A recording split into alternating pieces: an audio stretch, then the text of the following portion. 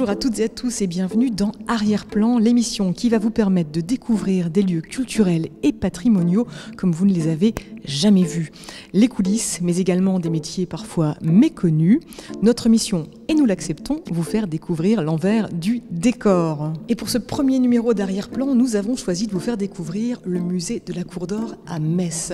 Un lieu tout bonnement magnifique, véritable dédale fourmillant de trésors, visibles et certains invisibles, ce que vous allez découvrir tout de suite. Mais avant cela, filons rejoindre le directeur des lieux pour une petite présentation express.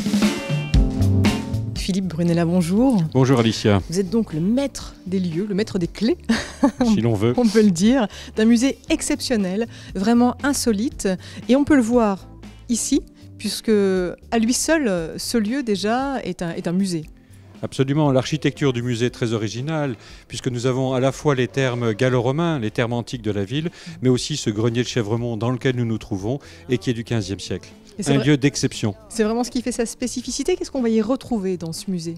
Alors, un lieu d'exception avec des spécificités parce qu'il est dans des bâtiments anciens, mais un lieu d'exception parce que les collections qui y sont conservées et qui y sont présentées sont tout à fait exceptionnelles.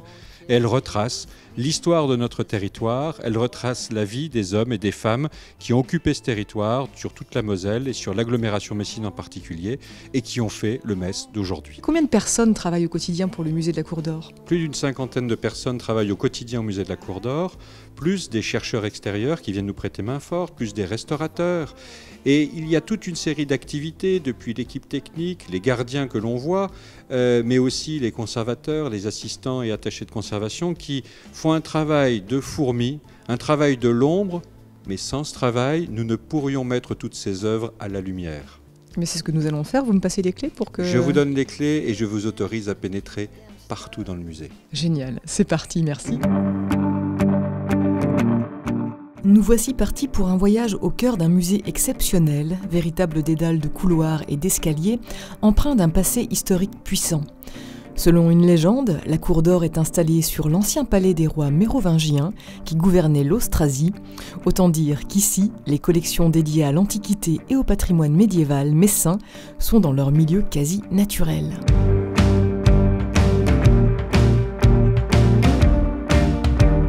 Et l'envers du décor au musée de la Cour d'Or, bien évidemment, ça commence avec les réserves.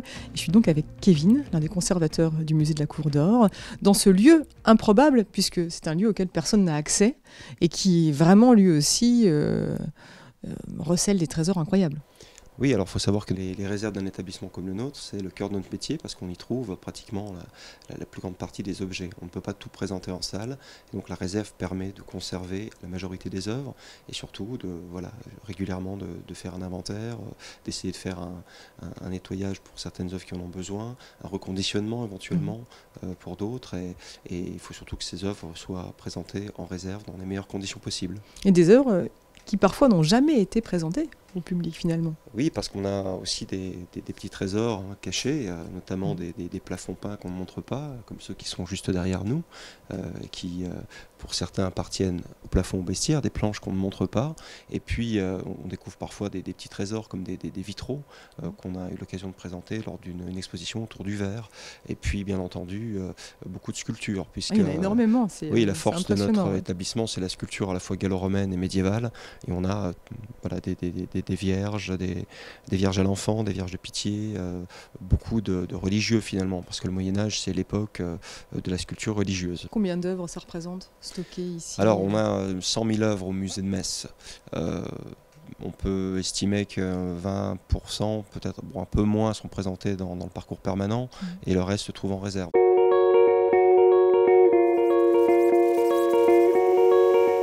Le métier de conservateur, en quoi consiste-t-il exactement ? Parce qu'on a cette idée comme ça, peut-être un peu généraliste de ce que ça peut être. Mais... Alors peut-être archaïque aussi, oui. L'aspect poussiéreux de la chose, le conservateur derrière son bureau qui lit et puis qui finalement ne sort pas souvent de son établissement, alors qu'on fait tout l'inverse, on est polyvalent, je dirais qu'on met la main à la pâte comme on dit, c'est-à-dire on va porter nous-mêmes, on va aller sur des sites extérieurs, on va être en contact avec les archéologues, on va essayer de voir ce qu'on peut récupérer pour notre établissement.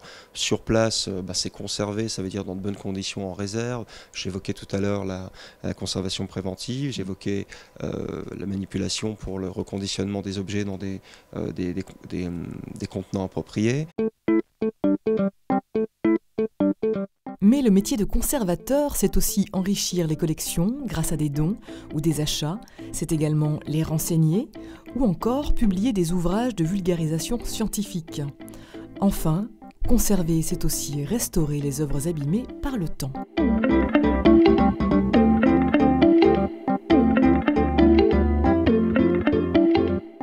Nous voilà ici dans un lieu somptueux, la chapelle des Petits Carmes, qui va devenir très prochainement l'entrée principale du musée et qui parfois se transforme en attendant en laboratoire.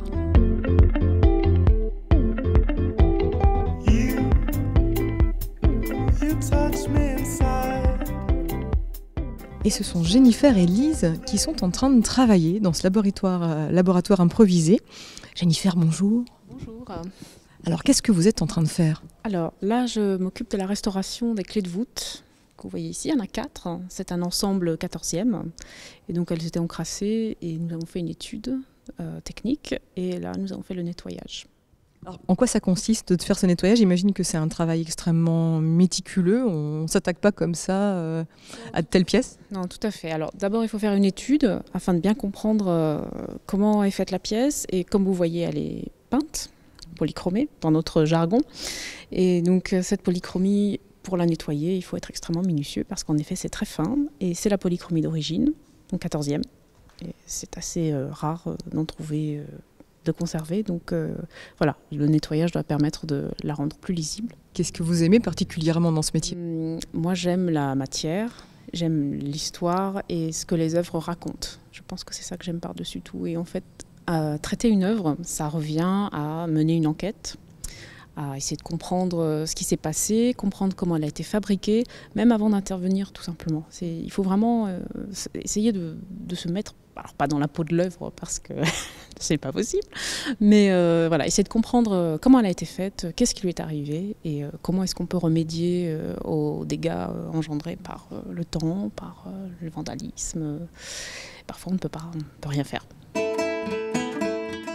Des restaurateurs qui jouent un rôle primordial au musée de la Cour d'Or, mais qui souvent restent tapis dans l'ombre. Et ils ne sont pas les seuls, car si derrière chaque porte de ce labyrinthe se cachent des trésors, ce sont aussi des hommes et des femmes qui s'affairent pour faire tourner cette immense boutique marquée du sceau de l'histoire.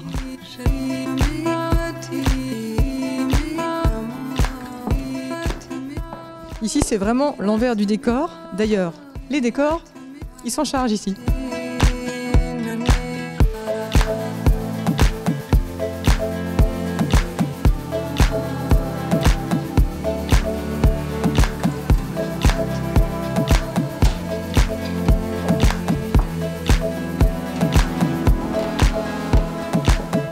Je viens de traverser une salle magnifique dédiée à la peinture flamande et je viens de pousser une porte derrière laquelle, on n'imagine pas une seconde que se trouve un laboratoire.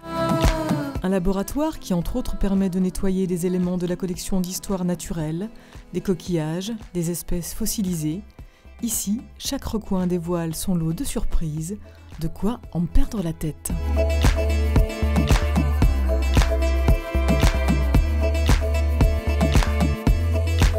Moi, j'avoue que déjà, je suis complètement déboussolée, je suis perdue, je ne sais pas où je suis. Oui, comme tu l'as vu, on a pris le couloir des invasions, et donc pour se rendre dans la partie médiévale, on peut passer par ici. D'accord, donc je peux te laisser. On y va. Voilà, moi je vais plutôt aller par là, tu vois. Ça permet de gagner du temps et de rejoindre des espaces que le public ne connaît pas. Voilà. Des espaces gigantesques car le musée compte 3500 mètres carrés de réserve, plateaux techniques et surtout des surfaces dédiées aux expositions.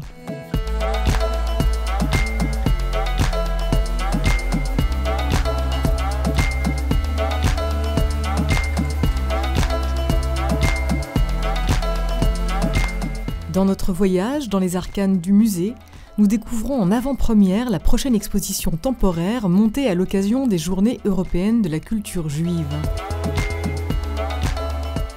Raphaël Mariani est attaché de conservation, chargé des beaux-arts. Il est à l'origine de cette exposition qui retrace la vie de la femme dans le judaïsme. Son travail nécessite plusieurs années, parfois d'anticipation, car les œuvres exposées temporairement au musée ont été prêtées par des collectionneurs particuliers et institutions culturelles. Nous voici à la dernière étape du montage de l'exposition, la disposition des œuvres. C'est vous qui avez joué le rôle du scénographe sur cette exposition présente ? Effectivement, donc c'est une disposition d'œuvres et d'objets qui est relativement simple, essentiellement provenant de collections particulières. Et leur installation mobilise toutes les équipes du musée. Quelles sont les autres missions que vous avez dans le cadre de votre travail ? La première responsabilité est d'abord de connaître les collections que l'on conserve et de les présenter au public le mieux possible. Les connaître, c'est bien sûr les inventorier, c'est les étudier, en faire une étude scientifique, les publier le cas échéant, et les présenter au public, ou du moins présenter une partie la plus significative scientifiquement, assurer leur bonne conservation par l'aménagement des réserves, l'aménagement de l'exposition permanente, un programme de restauration annuel.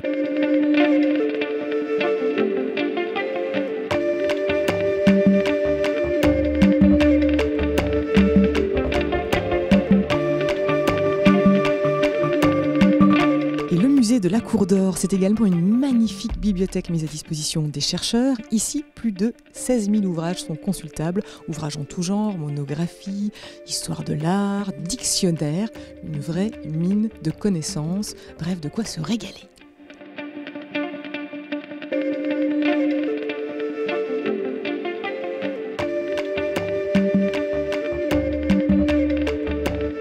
Bonjour Françoise. Alors vous là, vous avez vraiment la tête dans les livres en permanence. Eh oui.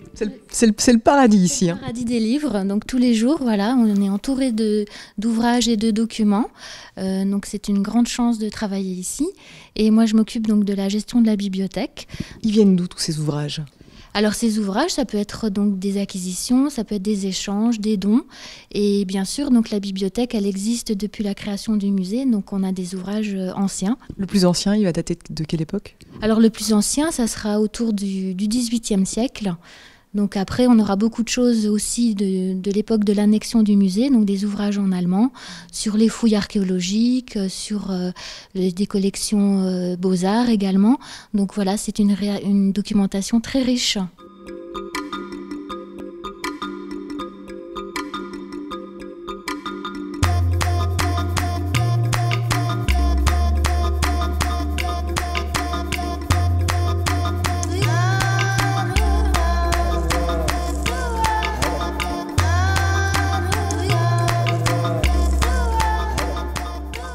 Voilà, Arrière-plan vous aura permis de découvrir le musée de la Cour d'Or comme vous ne l'avez jamais vu. N'hésitez surtout pas à pousser la porte des lieux tout au long de l'année, sûr que votre regard désormais aura changé. Quant à nous, on se retrouverait bien très vite pour de nouvelles aventures d'Arrière-plan. Allez, bye bye.